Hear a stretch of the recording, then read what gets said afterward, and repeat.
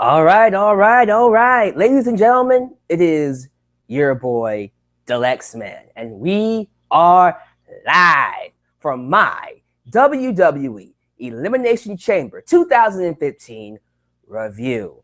As you guys already know, down below, as we wait for the crowd to come in, tell me how you felt about the pay-per-view. Did you think it was awesome? Did you think it was good? Did you think it was meh? Or did you hate it? I'd love to hear your comments. Well, I can't hear you. I like to read your comments as we let people come in. But I'll go ahead and talk about it and, of course, take care of some business. So tonight, first off, let's talk about the crowd. Corpus Christi. Corpus Christi is notorious for not being one of the best wrestling crowds to have.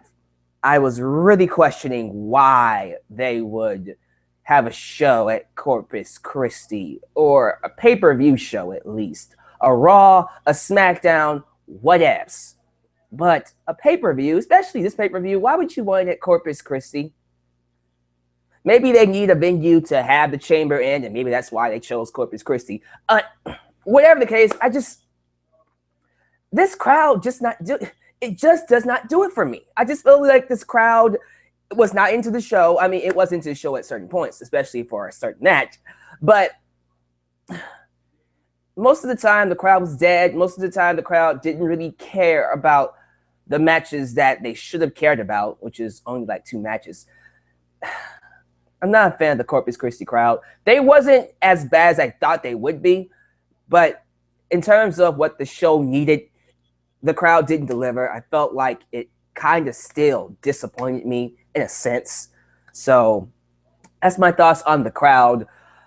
The show itself, I thought it was good. I thought the show was good, a solid B. I would give it a solid B.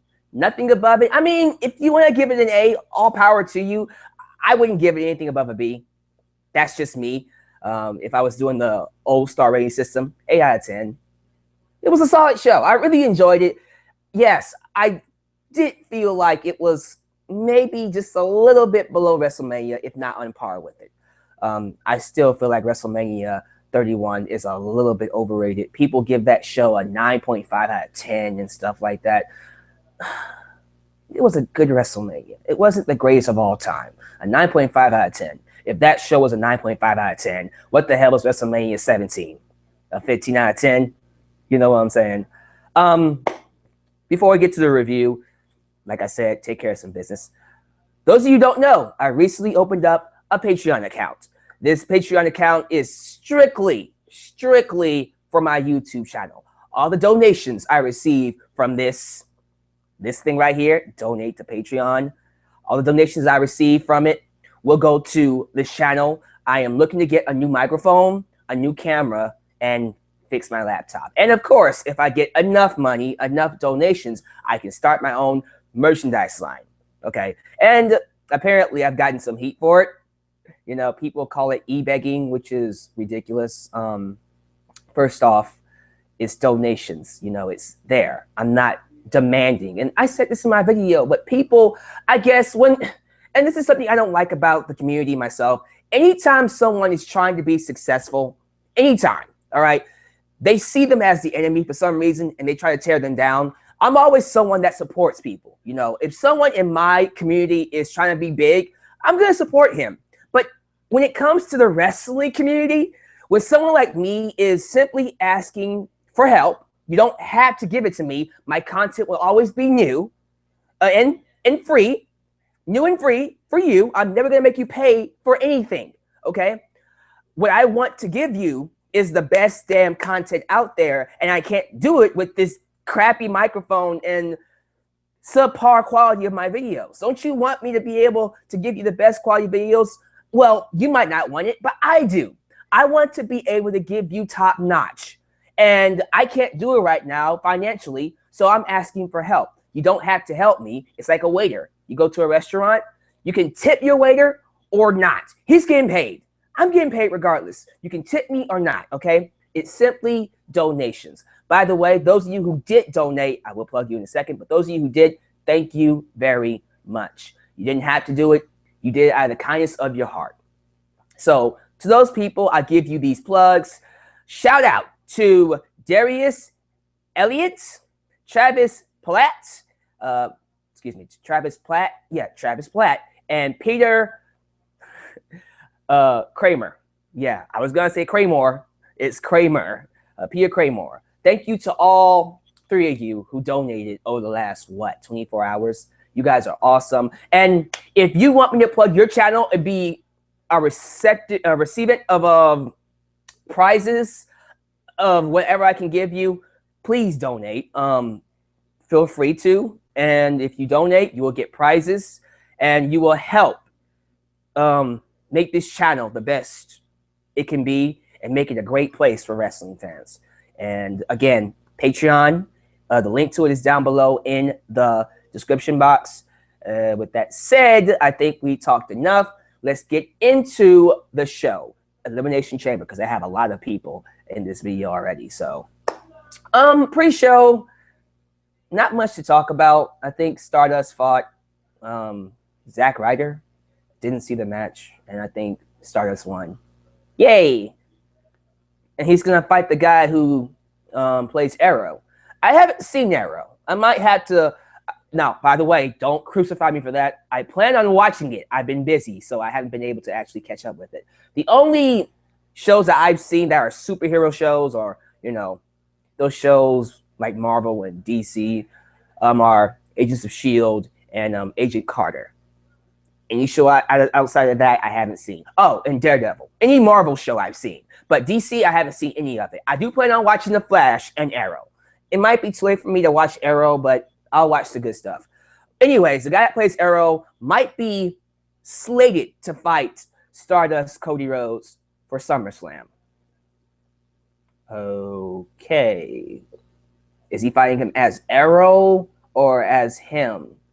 We'll see what happens. Tell me what you think about that. And then Daniel Bryan was involved in the Miz TV segment with The Miz and Summer Rae, who are now a thing. Okay, they're a couple now. Whatevs. Whatevs. Why did I start saying that? Where did I get that from? Ziggler. Whatevs. Okay. I am so sorry.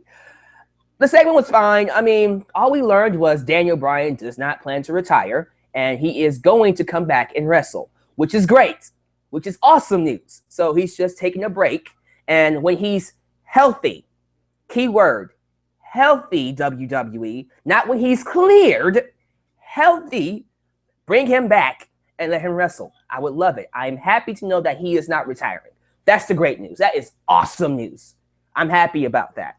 And the segment was about The Miz, talking about how he created Daniel Bryan and how much of a disappointment he is because he got injured and stuff like that. Miz is owning this gimmick. He's owning this Hollywood, cocky, self-centered, egotistical gimmick that he has right now, and it's funny. I think it's hilarious. What I don't think is funny is what we're doing with Axelmania and freaking Macho Man Dow. I don't like it. I don't get it. I just don't. I do not get this tag team. Why are we doing it? How is this supposed to help these guys get over? Because I see them as ripoffs. Yeah, they're cosplayers. I get their gimmick. They're cosplaying tag teams, apparently the Mega Powers right now, but it's so stupid. It's Curtis Axel and Damian Sandow are both really good talent that can get over by themselves. Why are they copying Hulk Hogan and Macho Man Randy Savage? I was going to say Macho Man Dow, excuse me. The only person that's done Macho Man right and gotten over with it is Black Machismo. Okay, unless you're going to bring in Black Machismo, Jay Lethal, I don't want to see anybody mimic Macho Man Randy Savage. See, I'm getting confused. Let's move on to the main card. Okay, that was the pre-show. But getting to the main card here, we kick off the show with the 12-man 6-tag team championship Elimination Chamber match. The New Day, which followed the Freebird rule. They are following the Freebird rule, which means that you pin any one of them, then they lose the match or they lose the championships, whatever they have. So the New Day versus Lucha Dragons versus the Ascension versus Los Matadores versus Tyson Kidd and Cesaro versus the Prime Time Players. Very fun match. I enjoyed it from beginning to end. It got a mixed reaction on Twitter. There were some who loved it. There were some who were like, meh. There were some who were like, I don't know how to feel about this. And then there were some that just hated it. I thought it was a good match. I enjoyed it. Kalisto, Cesaro, both of them were like MVPs of this freaking match. Cesaro, when you send him off as a babyface singles competitor, he can be a top guy in your company, WWE, in my personal opinion. Kalisto is always fun to watch. Spots. Kalisto fell off the top of the cage, like John Morrison did in 2011. That was awesome. Just craziness. I mean, Kalisto and Sin Cara did some awesome stuff. High flying. Cesaro was crazy. Went all over the place. Ascension got victories over Lucha Dragons and Los Matadores, right? Yeah, those two. Make up your mind. Are they dominant or not? And if they're dominant, can we please get rid of the LOD ripoff gimmick? For the love of God, I hate the Ascension playing the Road Warriors. I like them as the Ascension from NXT. Can we just revamp them as the Ascension? That would be nice. And then, of course, Cesaro and Tyson Kidd get pinned by Primetime Players. Then it's the Primetime Players in the New Day. And again, it's 3-on-2 because Freebird rule. So it's Big E, Kofi, and Xavier Woods fighting for the championships. And I like that. I like that we're following the Freebird rule. It's really cool. And Primetime Players are good. I think they looked really awesome as like the last team. Titus O'Neil, awesome. Big fan of his. Very underrated. Even Darren Young's overrated. They're both underrated. Let's go with that. I love both of them. And the New Day just skirt by with the victory. So, of course, as I predicted, the New Day retained their tag team championships. A little sloppy here and there, but it was a fun match. Got the crowd into it. No issues at all. Let me know how you feel about it down below. Then we get into the Divas Championship triple threat match. Naomi versus Paige versus Nikki Bella. It was decent. You know, highlight was that Poison Hurricane Rana, the reverse Hurricane Rana by freaking Naomi on Paige. That was sick. That was, oh my God, it was crazy. Nikki retains. And here we go, because now the Bella Twin fans are getting ready to hate me. Although I have told them 10,000 times I don't hate the performers, okay? Brianna Danielson and Nicole, whatever her last name is, I have no issues with. They have improved, okay? They're fine. But I feel Nikki Bella as Divas champion is doing nothing for the division. She is stale. She is boring. She's not involved in a lot of stuff. She's involved with a lot of stuff, but none of it is interesting. I really don't understand what the purpose of her being Divas champion is. Is it for the show? If she is leaving in a couple of months, why is she champion? Are we trying to break AJ Lee's record, which we would have to wait until, like, what, September for her to break that record? And then when we break the record, she'll drop it. Is that what it's all about? We want to break AJ Lee's record? That has to be the reason. Otherwise, why is she champion? I really don't understand why Nikki Bella is champion right now. She's not doing anything. Naomi should have won this. Naomi or Paige, fine, but why not have Naomi win this? You had Naomi, who is ready. She is hungry. This woman could probably be the answer to your problems, and she can wrestle much better than Nikki Bella. Not saying Nikki Bella's a bad wrestler, but Naomi is miles ahead better than her and a better talent. Maybe we don't know that. Maybe she's not. But how do we know that? She hasn't won the championship yet. Why not give her the freaking belt? Okay? Money in the Bank. Seriously, if Naomi does not win that belt sometime between or at Money in the Bank, then what's the freaking point? Someone tell me down below. Okay? You have a chance to establish a new diva, a new top diva in Naomi, who is ready. Give her the freaking belt. It is her time. Please. Just stop stalling. I mean, why does Nikki have you right now? It should be Naomi. Decent match. Nikki retains. Moving on to what was clearly the match of the night. And someone tweeted to me that this should have main event the show. I wouldn't necessarily agree with that, but it definitely could have, and most likely should have, based off of the reaction and the impact of it. Champion versus champion, John Cena versus Kevin Owens. Holy crap. What an amazing match. This is a compliment, by the way. This felt like an NXT match. This felt like one of those matches I would see on an NXT special. That should tell you how much I liked the match. It was crazy. It was all out awesome. People were complaining about the 10,000 kickouts. Let me tell you something, okay? What makes a match competitive is this idea that there's two guys, this guy who's a bad guy and this guy who's a good guy, most of the time, are trying to pin each other and win a freaking match. And he'll kick out, and he'll kick out. That is what makes a wrestling match competitive, you idiots. Whoever's out there talking about there's too many kickouts, well, they're supposed to want to pin them. There's supposed to be multiple kickouts. Now, do I agree that sometimes it can get ridiculous? Yes, if it's like finisher after finisher, kick out, finisher, kick out. No, there were different moves, believable moves that could have finished the match. I think Cena hit the the attitude adjustment, one time. Kevin Owens hit the pump-up powerbomb twice. It wasn't 10 pump-up powerbombs and 11 freaking FUs, attitude adjustments. No, they were using different finishers that could believably end the match. Kevin Owens, first off, this mofo teased a package pile driver. Like, he literally lifted John Cena up in a package pile driver, and then he turned it into a different move. I was mad, because when I saw it, I was like, oh my God, package pile driver, and was like, oh,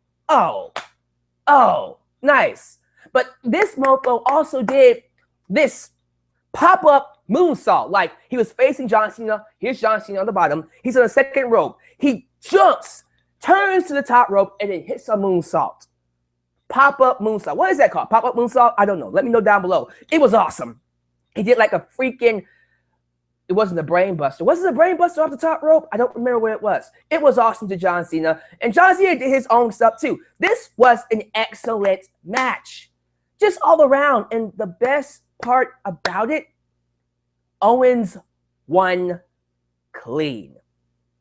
I'm going to repeat that, ladies and gentlemen. Kevin freaking Owens beat John Cena. 1, 2, 3 in the middle of the ring. Clean. No BS, no interference, no, oh, I knock out the referee, and then some shigadig happens. No. He beat him clean. Clean. Pump-up powerbomb, 1, 2, 3, over. Oh my God. I haven't marked that hard since Daniel Bryan won the championship. Yeah.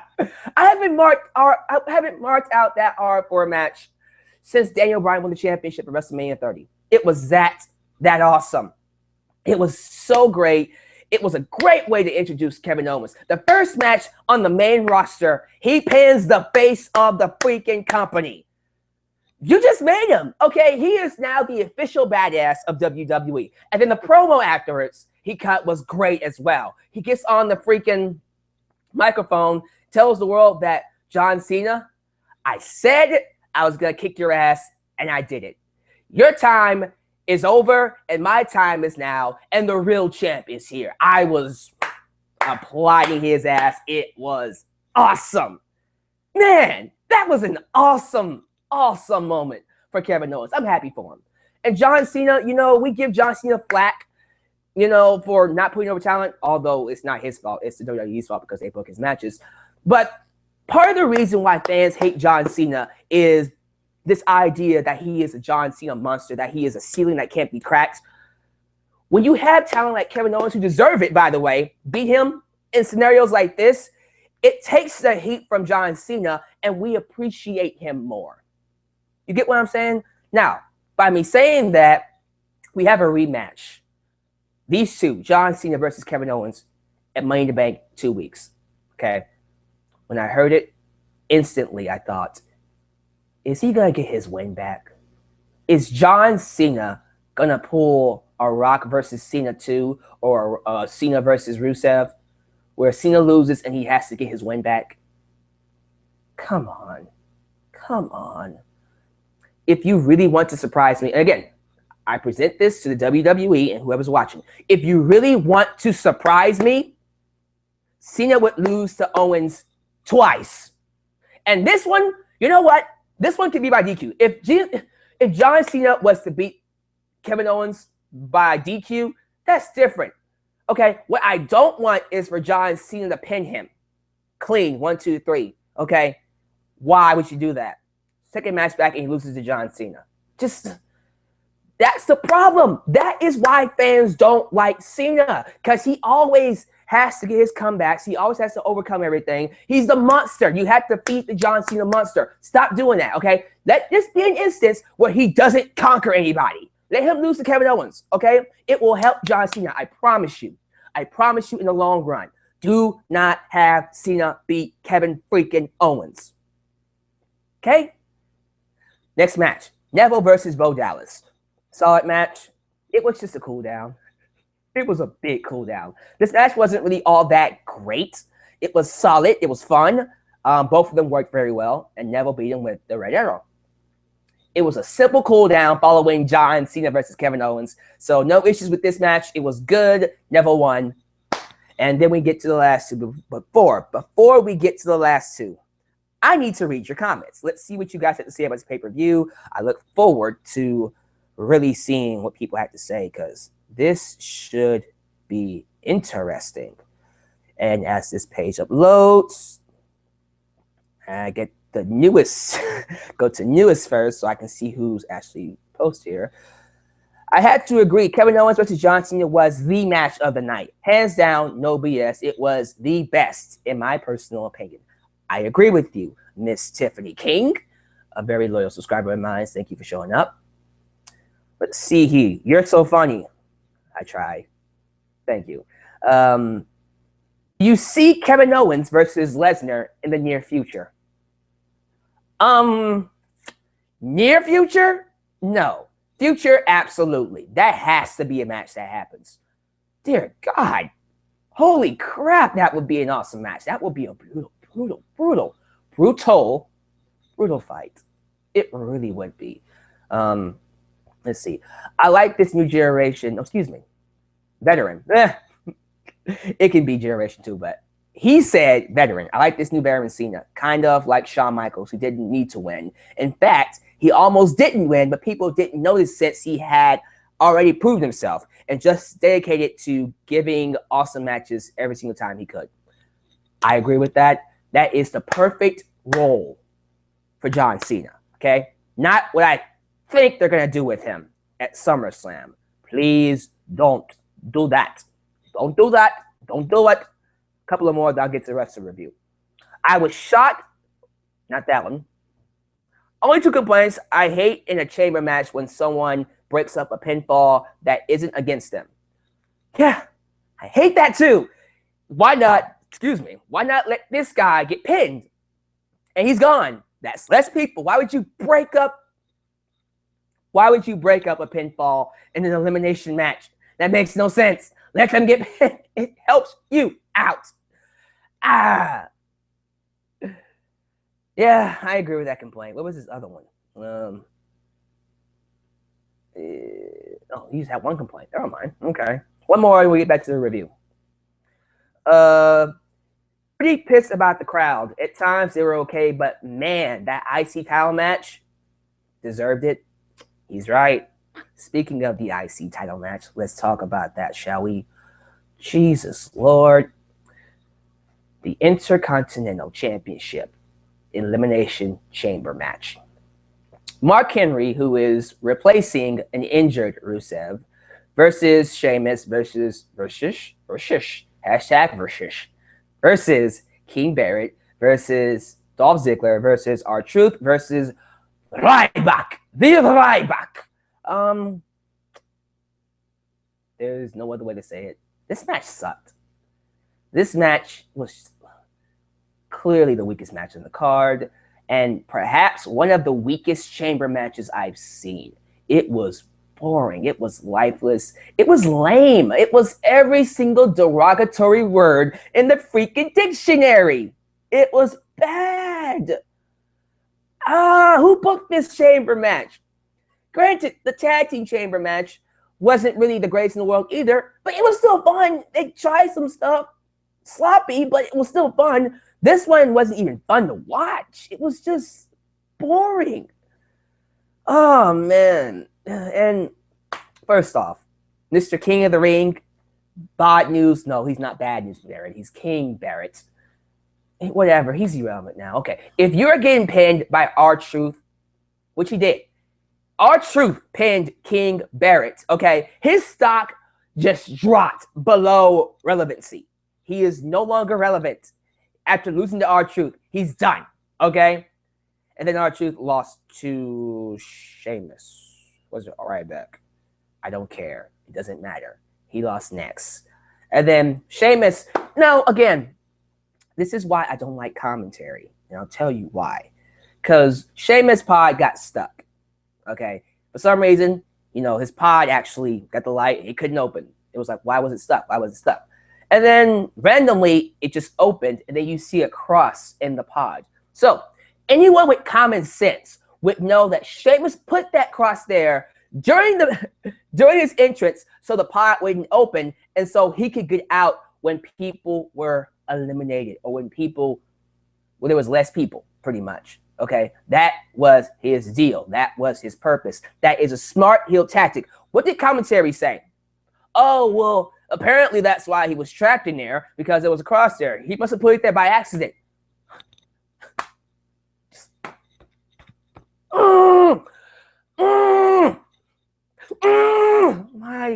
Why are they so stupid? Why are you so stupid, you idiot? You missed a great opportunity to show what kind of a heel he was. Jim Ross, freaking Gorilla Monsoon, Joey Styles, me. I would have called that right. But no, Michael Cole, JBL, and King were so out of the match, and clearly this showed you how bad this match was. They couldn't call that spot right. God dang it, man. It just really pissed me off. It comes down to Sheamus, Ziggler, and Ryback. Sheamus gets rid of Ziggler because, again, Ziggler is Sheamus's bitch. He just is. Ziggler is Sheamus's bitch. He always will be Sheamus's bitch, unfortunately. I don't know why I did the clap. Sheamus's bitch. So, comes down to Ryback and Sheamus. And, surprisingly, Ryback wins to the care of nobody in that arena. Well, I'm not going to say that. He got a nice pop. He got a bigger pop when Daniel Bryan introduced him, which was smart. Match was sucky all around. That crowd, by the way, this is the deadest I've heard a crowd. By the way, if a crowd is so dead that you can hear the wrestlers call the spots, I literally heard Ziggler yell, "Clothesline me." This is why commentators had to talk. This is why the crowd has to be loud. Oh my God. It was a bad match. If anyone says this match is good, I really want to hear you explain why. Okay? It was just not good for me. But Ryback won, got a decent pop the first time, and then Daniel Bryan came in and gave him the championship, got the crowd really into it. Does he deserve it? Does he deserve it? And then hands it to him. Then he got a really nice reaction. That ending was really awesome. And then him giving that touching speech about Daniel Bryan, "You're an inspiration to me," and which was really nice as well. So Ryback is IC champion. Let's give him a shot. I'm not a big Ryback fan. Never have been a big Ryback fan. But I've seen the potential in him, and I can see how he can be a good talent. So maybe I could become a Ryback fan based off of how good his IC championship run is. Based off of it. Just saying. So with that said, let's talk about the main event. Oh my God. Oh man, this one hurt. This one really, really hurt. So, Dean Ambrose versus Seth Rollins, WWE World Heavyweight Championship match. Match was good. You know what? I've seen them have better matches, and people were saying this was Raw, SmackDown quality. I won't go that far, but I will happily say this. They've had better matches. Their Raw match just, 2 weeks ago? 3 weeks ago, last month, whatever. Yeah, it wasn't that long because Payback was like 2 weeks ago. Jesus. 3 weeks, 4 weeks ago was really awesome. Okay. That was almost better than this one. I'll probably say it was better than this one. You got the Hell in a Cell match last year, which was better than this. Their best match still is that, was it Falls Count Anywhere? Falls Count Anywhere match following SummerSlam. Excellent. Excellent match. This one was good. You know, it wasn't great. It wasn't the greatest of all time that they've had. It was good. That ending, though, man, it's... So, okay.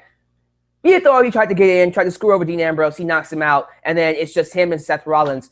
He hits the Dirty Deeds, that double on DDT. Referee's knocked out because of some shiggy-dig. So a new referee comes in, slides in. He pins the 1, 2, 3. I mark, the crowd marks. Everything is awesome. Everything is cool when you're part of the dream. Everything is awesome. You know where that comes from. If you don't get where that reference comes from, I wonder what rock you're living under. I'm just joking. But for real, he won it. I marked out. It was amazing. Like the second time I marked out in a while, I'm like, he actually beat Seth Rollins. And then the referee who was knocked out wakes up. He talks to this referee. He says, but I was knocked out. I'm the official referee. But you were knocked out. No, I'm the official referee. But no, dude, you were, you know. And then he reverses the decision, still gives the victory to Dean Ambrose, which is awesome.